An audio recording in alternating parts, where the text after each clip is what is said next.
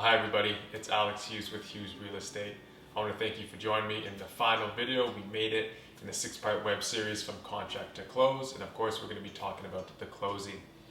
So we've done our due diligence, we've figured out our subjects, whether it's financing and insurance, and we're now going to be removing the subjects. So after we remove the subjects, depending on how we write the contract, that deposit is going to be due, and in general it's about 2 business days.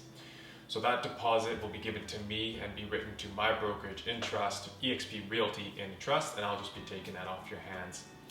So what I like to do for my clients is hand a closing checklist to make sure everything goes smoothly for you. So of course with our subjects, we've already figured out our financing date and our insurance date, but little things such as forwarding your mail and making sure you've got your internet set up just to make things go as smoothly as possible. Now in that last video with Sunny Tathgar, he had mentioned that he's responsible for the land transfer title documents. So it's generally the week of, your lawyer is going to invite you into their firm and have you sign all those documents.